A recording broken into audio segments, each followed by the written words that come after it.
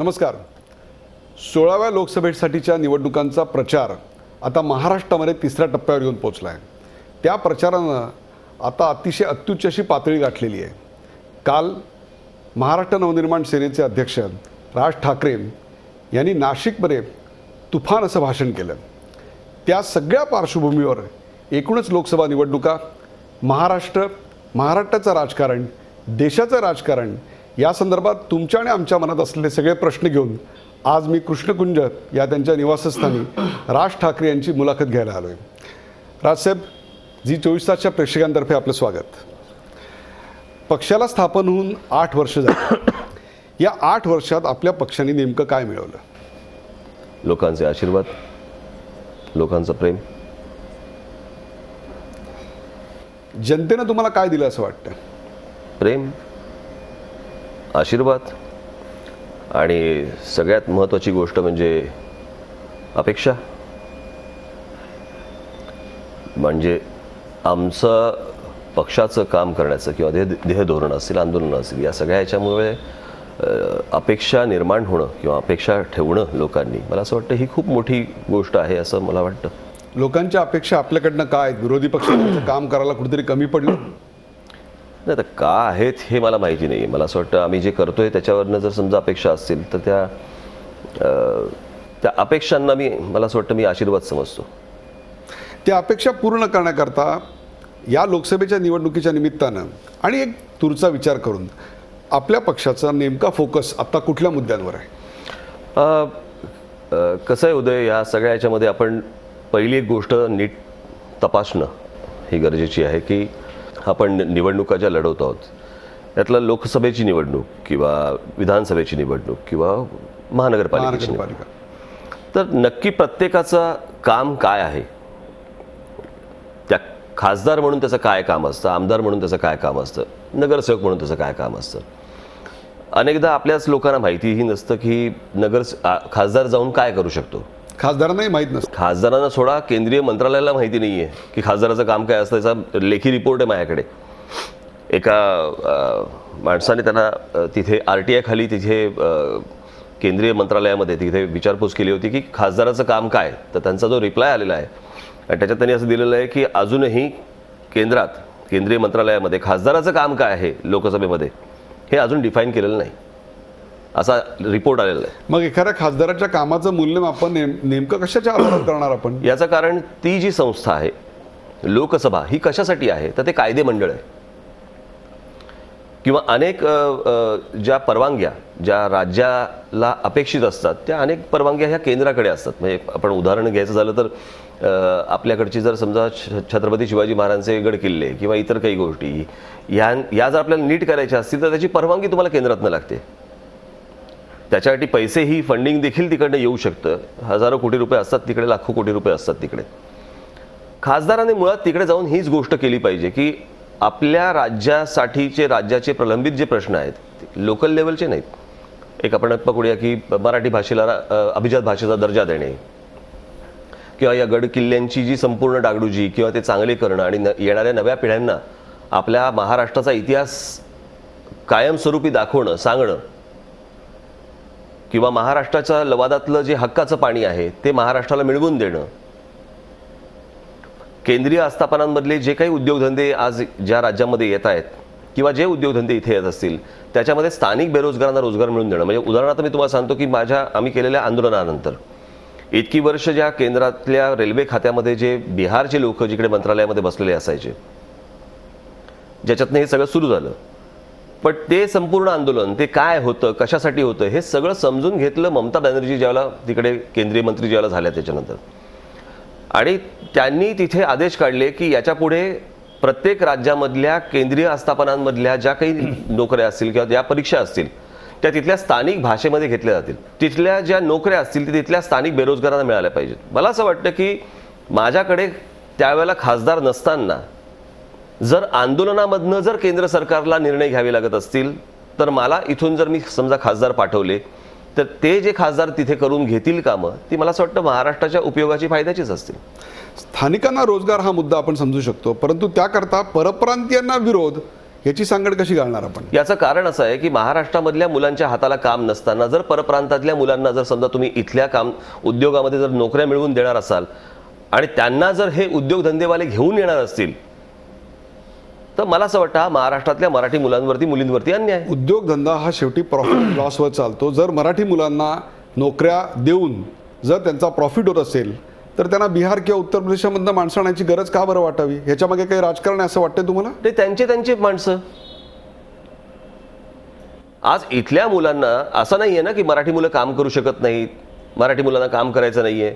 याच्यासाठी मी एक प्रयोग केला की रेल्वे खात्यामध्ये किती मुलांना काम करायचंय किंवा किती जणांची इच्छा आहे म्हणून आम्ही एक परीक्षांची पुस्तिका आणि त्याचे फॉर्म्स काढले जे महाराष्ट्रभर वाटले. ते ट्रकभर फॉर्म नेऊन दिले आम्ही. जवळपास 5 ते 6 लाख फॉर्म भरून आले मुलांकडनं. म्हणजे इतक्या मुलांना जर समजा या इथे नोकऱ्या अपेक्षित असतील तर याच्यासाठी बाहेरून माणसं आणण्याची काय गरज आहे? हे 5-6 लाख तुम्ही फॉर्म दिलेत, त्याचं पुढे झालं काय नेमकं?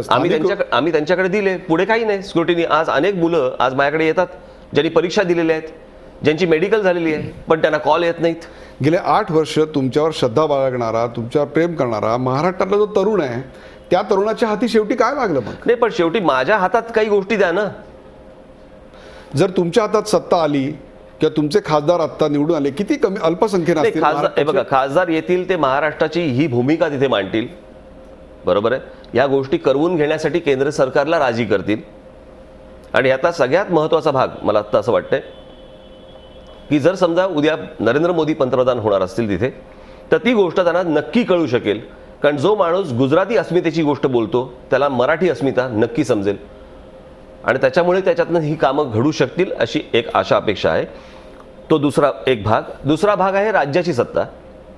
ती सत्ता संपूर्ण हातात आल्याशिवाय या गोष्टी तुम्ही कशा करणार? म्हणजे प्रत्येक वेळेला राज ठाकरेकडनं तुम्ही फक्त आंदोलनाची अपेक्षा करणार का?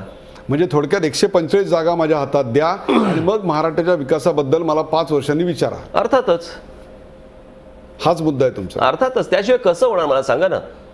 सतत आणि सातत्याने जर समजा तुम्ही आंदोलन करत बसलात, बरोबर आहे, त्यातनं काही गोष्टी हाताला लागतील, पण ज्या पूर्ण हाताला लागल्या पाहिजेत, ज्याला तुम्ही एक राज्याचा म्हणून स्टँड म्हणून म्हणतो आपण, ती जर समजा तुम्हाला गोष्ट घ्यायची असेल तर राज्याची सत्ता तुम्हाला हातात पाहिजे. ती सत्ता हातात येण्याकरता तुम्ही वारंवार एक मुद्दा बोलत असता, तो म्हणजे महाराष्ट्राची ब्लूप्रिंट. हो. ही ब्लूप्रिंट येणार असं अनेक वर्ष ऐकतोय. ती ब्लूप्रिंट यायची वेळ नेमकी ऑगस्टमध्ये येणार, बरोबर आहे. आता मुद्दा असा आहे की आत्ताची निवडणूक तुम्ही पाहताय, त्या निवडणुकीमध्ये जे मतदान होतंय ते मतदान जातीपातीच्या आधारावर होतंय, प्रचार जातीपातीच्या आधारावर होतोय, पैशाचं अक्षरशः महापूर आल्यागत पैसे वाटले जात आहेत. या सगळ्या पुढे विकासाचा मुद्दा आणि मराठीचं कार्ड हे 2 चाकं लावून तुमच्या मनसेचं इंजिन निवडणुकीत जिंकू शकेल असं वाटतंय तुम्हाला? नक्की जिंकू शकेल. याचं कारण असं आहे की मला जातीपातीचं राजकारण जमत नाही, मी करू शकत नाही, मी करणार नाही. यापुढे किंवा आजपर्यंत कधी जातीपातीच्या आधारावर आणि याच्याकडे पैसे आहेत म्हणून तिकीटं दिली जाणार नाहीत, दिली नाहीत, कधीच नाहीत. काढून बघायचं. मला स्वतःला जात कळत नाही तर मी समोरच्याला विचारण्याचा विषयच येत नाही. म्हणजे निव्वळ ब्लूप्रिंटच्या आणि विकासाच्या मुद्द्यावर तुम्हाला मतं मिळतील? 100% मिळतील. मराठीच्या मुद्द्यावर तुम्हाला मतं मिळतील? नक्की मिळालीत की. म्हणजे त्या मराठीच्या मुद्द्यावरती 13 आमदार निवडून आलेले आहेत, हे तुम्ही विसरू नका. मागील लोकसभेमध्ये तुम्ही 11 उमेदवार दिलेले होते, यावेळी तुम्ही 10 दिले. 5 वर्षात किमान 11चे 22 तरी व्हायला पाहिजे होते. कशासाठी? किती जागा लढवतो याला काही किंमत नसते. हे तुम्ही 22 तारखेला जेव्हा 5 वाजता प्रचार संपेल ना तिथपर्यंत फक्त बोलाल तुम्ही, पण 16 मेला जेव्हा निर्णय लागतील ना त्याला तुम्ही हे बोलणार नाही आहात की मग तुम्ही इतक्या जागा लढवल्या त्याचं काय झालं. शेवटी फायनली रिझल्ट काय देताय तुम्ही, हा महत्वाचा आहे. मागच्या वेळेचा जो रिझल्ट होता तो पाहिला तर आपल्या असं लक्षात येतं की मनसे यशापर्यंत पोहोचते परंतु यश पूर्णपणे मिळू शकत नाहीये. ही गॅप भरून काढण्याकरता यावेळी प्रचारात तुम्ही नेमकं काय केलंय? नाही, तोच विश्वास आहे. भरून काढण्यासाठी म्हणजे मी मतदार याद्या रद्द करू शकत नाही ना, जसं पुण्यामध्ये झालं तसं. तसले घाणेरडे राजकारण मला जमत नाही. किंवा दुसऱ्या एरियातले मतदार आपण घुसवू शकत नाही. हो, असं काही करू शकत नाही मी. आपण आत्ता म्हणलात की खासदारांना नेमकं दिल्लीत जाऊन काय केलं पाहिजे. शिवसेनेचे खासदार मागची 20-25 वर्ष निवडून येत आहेत, त्यांनी हे काम केलं नाही. काढून बघा ना, मग तुम्हाला कळेल ना. त्यावेळेला त्यांचं नेतृत्व बाळासाहेबांकडे होतं, मग बाळासाहेबांनी त्यांना ह्याच्याबद्दल जाब नाही विचारला? विचारले, परत तिकडे जातात आणि काहीच नाही. आज मला सांगा ना, कोणत्या गोष्टी त्यांनी राज्यासाठी म्हणून करवून घेतल्या? हे एक प्रकारे अपयश म्हटलं पाहिजे ना, सेना नेतृत्वाचं, त्या फॉलोअर्सचं, असं नाही पण वाटत? तुम्ही प्रश्न असा आहे, फक्त तुम्ही शिवसेनेवर टाकू नका ना, भाजपचे पण लोक आहेत. सगळेच लगेच पण लोक आहेत. मला असं फक्त शिवसेनेचा प्रश्न वाटतं, नाहीच आहे. शिवसेना नाहीये, भाजप नाहीये, काँग्रेसचे पण आहेत, एनसीपीचे पण लोक आहेत, महाराष्ट्रातलेच आहेत ना शेवटी. म्हणजे जर समजा कर्नाटकातले किंवा तामिळनाडूमधले किंवा आंध्र प्रदेशमधले जर सगळ्या पक्षाचे लोक एकत्र येऊन जर त्यांच्या पक्षासाठी किंवा प्रश्नासाठी, राज्याच्या प्रश्नासाठी जर एकत्र येऊन भांडू शकतात, मग महाराष्ट्रातले का नाही आहेत? तुम्हाला असा ठाम विश्वास आहे की महाराष्ट्रातले खासदार हे मराठीच्या मुद्द्यावर निवडून येऊ शकतात आणि मराठीचा मुद्दा ते एकत्र येऊन लावू शकतात? मुद्दा कसला आला? मराठीच आहेत ना सगळे. मुद्दा काय आला याच्यामध्ये? महाराष्ट्राचं हित हेच सगळ्यात महत्वाचं ना. अन्यथा कोणाला कोण विचारते? हे खासदार ज्या वेळेला तिकडे कुठून आलात तुम्ही खासदार म्हणून? महाराष्ट्रातनं. तीच त्यांची ओळख आहे ना. शिवछत्रपतींच्या भूमीतनं आलात, महाराष्ट्रातनं आलात, मराठी माणसाचं नेतृत्व करता तुम्ही, मराठी मतांवरती निवडून आलात, हीच तर ओळख आहे त्यांची. अन्यथा ओळख काय त्यांची? दिल्लीत माहित नाहीत कोणाचे किती साखर कारखाने आणि सूतगिरणी आहेत.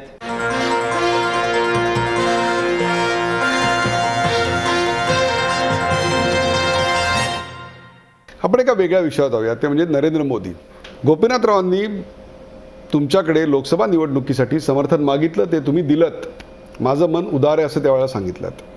मग असा पाठिंबा नरेंद्र मोदींनी तुमच्याकडे कधी मागितला का? गोपीनाथरावांना मागितल्यानंतर दिलात, नरेंद्र मोदींना न मागता? मला असं वाटतं नरेंद्र मोदींचं मी ज्या प्रकारचं काम पाहिलेलं आहे किंवा ज्या प्रकारचा गुजरातकडे पाहण्याचा त्यांचा दृष्टिकोन मी पाहिलेला आहे. हे गुजरात हे राज्य माझं आहे. मी इथे मालक नसून मी इथे एक ट्रस्टी म्हणून बसलेलो आहे, विश्वस्त म्हणून बसलेलो आहे. हा जो एक त्यांचा त्या राज्या बद्दलचा जो अप्रोच आहे, मला असं वाटतं हाच सगळ्यात महत्त्वाची गोष्ट. अजून लागतं काय हो? अजून काय लागतं?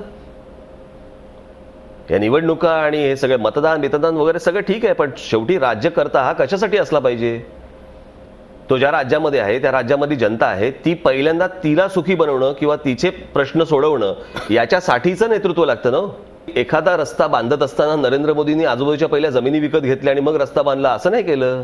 किंवा गुजरातमधला कुठचाही भाग माझा त्याचा काय संबंध, तो दुसरीकडे आहे, तिकडचे लोक बघून घेतील असा विचार नाही केला. तो सर्वसमावेशक विचार करून त्या माणसाने केलं. ती गोष्ट मला योग्य वाटली म्हणून मी त्यांना पाठिंबा दिला. विश्वस्ताची भूमिका आहे, ती विश्वस्ताचीच राहिली पाहिजे. तसेच खासदारी असले पाहिजे. त्यामुळे खासदाराच्या संपत्तीत 5 वर्षात अगम्य अशी, अनाकलनीय अशी वाढ होता कामा नये. मग ती मनसेच्या उमेदवारांमध्ये सुद्धा होता कामा नये. बिलकुल नाही. त्यावर तुम्ही विजिलंट असाल, अत्यंत अर्थातच. बारीक नजर असणार. प्रश्न असा आहे बघा, माझं असं म्हणणं आहे की एखाद्याने जर समजा व्यवसाय केला, व्यवसाय वाढू दे, बरोबर आहे, पण व्यवसाय न करता तुम्ही खोट्या कंपन्या दाखवून जर समजा तुम्ही राजकारणात न मिळवलेला पैसा हा तिथून काढून जर समजा त्याच्या तो पैसा दाखवणार असाल, तर मी काल जे बोललो छगन भुजबळांचं, हे काय माझ्या मनातले आकडे नाही आहेत ना. अनेक ठिकाणी म्हणजे त्यांच्याबद्दल आलेल्या गोष्टीच आहेत त्या, की ज्या वेळेला हे तिघेही ज्या वेळेला गेल्या 2009च्या इलेक्शनला उभे होते त्यावेळेला त्यांनी ॲसेट्स म्हणून दाखवले होते 21 कोटी रुपये.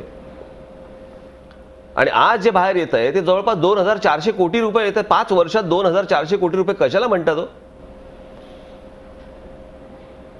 हे पैसे सत्तेचा वापर करून गैरमार्गाने मिळवले. अहो मला सांगा, इंडोनेशियामध्ये कोळशाच्या खाणी कुठच्या काढल्या तुम्ही? तिथे कुठच्या कंपन्या तुम्ही काढल्या? भारतात मिळाल्या नसतील. अहो पण इंडोनेशियामध्ये जायचं, तिथे इन्क्वायरी सुरू आहे त्यांची कंपन्यांची. हे खूप गंभीर आहे. मग इथे महाराष्ट्रामध्ये असलेले तो जो एक ह्याचा महाराष्ट्र सदनाचा जो विषय होता, 2-3 विषय काय त्यांनी दिले आणि मग कुठच्याही एका डेव्हलपरला ते मुंबईमधला 10 लाख स्क्वेअर फूट तुम्ही देताय, ज्याचा सेलेबल जवळपास 18 लाख स्क्वेअर फूट. त्याची किंमत जवळपास आपल्या समितीने काढलेली, तुमच्या विधानसभेतल्या सर्व पक्षीय समितीने काढलेली, त्याचा आकडा जवळपास 5 ते 6 हजार कोटी आहे. कितीला पडलं सदन? म्हणजे काय झालं त्याचं? आणि त्याच्यानंतर जर समजा त्या सगळ्या लोकांकडनं ह्यांच्या ट्रस्टला, भुजबळ काय तो पब्लिक वेलफेअर ट्रस्ट का काहीतरी कुठतरी काढलाय छगन भुजबळ, त्याला ह्यांच्याकडनं डोनेशन चेक येतात. याचा दोन्हीचा संबंध आपण जोडताय. अहो जर चेक नुसते जर समजा यांच्याकडे येत असतील तर कॅश किती आली असेल? नुसता एक अंदाज बांधलेला बरा. Why single out only Chhagan Bhujbal? Chhagan Bhujbal का? फक्त एकच का? एकच का म्हणजे मागच्या एकच वेळेला target. मागच्या वेळेला मी अजित पवारांबद्दल बोललो होतो माझ्या दौऱ्यांमध्ये. इतर विषयांवरती कोण बोललोय? आता नाशिकला गेलो त्यावेळेला तिथे जर ते उमेदवार असतील तर मला असं बोलणं तिकडे काम आहे. आणि बघा माझं असं म्हणणं आहे, कोणी व्यवसाय करून जर समजा संपत्ती उभी करत असेल किंवा काही केली असेल कोणी, मग ते काँग्रेसचे असतील किंवा कोणी एनसीपीचे असतील, शिवसेनेचे असतील किंवा कोणी भाजपचे असतील किंवा आमच्याकडचे असतील किंवा कुठचेही असेल, इतका फरक पडत नसतो ना. 5 वर्षात 21 कोटीचे 2400 कोटी रुपये असा फरक पडत नसतो. बरं, ज्या अनेक गोष्टींचे ह्यांनी रिटर्न्सही भरलेले नाहीत. त्या दिवशी कुठेतरी कुठच्या तरी एका डिबेटमध्ये बोलता बोलता काहीतरी ते झालं, मला कोणीतरी कानावरती घातलं की म्हणे यावेळेला समीर भुजबळला का नाही उभं केलं? कारण त्या कंपन्यांवरती तो डिरेक्टर आहे, हे डिरेक्टर नाहीत म्हणून उभे राहिले, नाही तर दाखवायला लागले असते ऍसेट्स ज्याचे रिटर्न्स भरलेले नाहीयेत.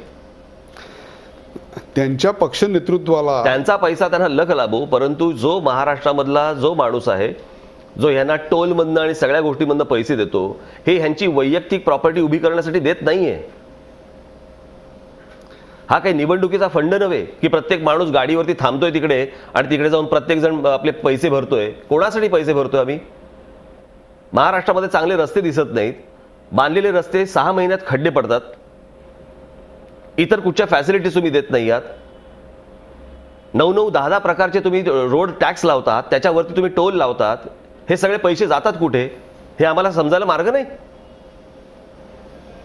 आणि त्याच्यानंतर मला कोणाच्या वैयक्तिक गोष्टींबद्दल बोलायचं नाहीये, कोणाची घरगुती गोष्ट बाहेर काढायची नाहीये, परंतु हे जी गोष्ट आहे ही मला असं वाटतं अत्यंत अयोग्य आहे, लोकांसमोर येणं गरजेचे. टोलवर तुम्ही एक आंदोलन छेडलं, त्याच्याचा सर्व्हे केला, त्यानंतर मुख्यमंत्र्यांची भेट घेतली, मुख्यमंत्र्यांच्या भेटीला अनेक पत्रकारांना बोललो होतो, मी त्याच्यावर होतो.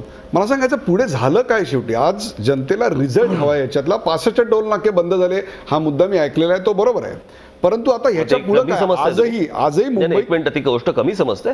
कमी अजिबात समजत नाही, परंतु आज मला असं वाटतं की 65 टोल नाके पहिल्या आंदोलनाला बंद होणे याचं तुमच्याकडनं कधी कौतुकच होत नाही हो.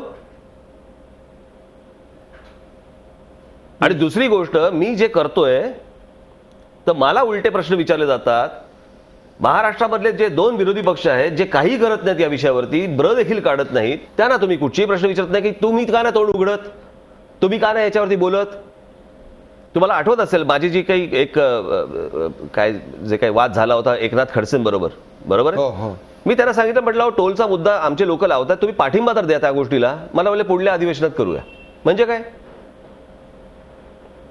त्यांच्यातले काही जण या टोलच्या आंदोलनाच्या समर्थनार्थ आहेत. अरे मग त्यांनी यावं पुढे, मग त्यांनी पुढे यावं. म्हणजे जो माणूस करतोय त्याला प्रश्न विचारणार, आणि जे करत नाहीयेत त्यांना तुम्ही काहीच विचारणार नाही की का करत नाही म्हणून.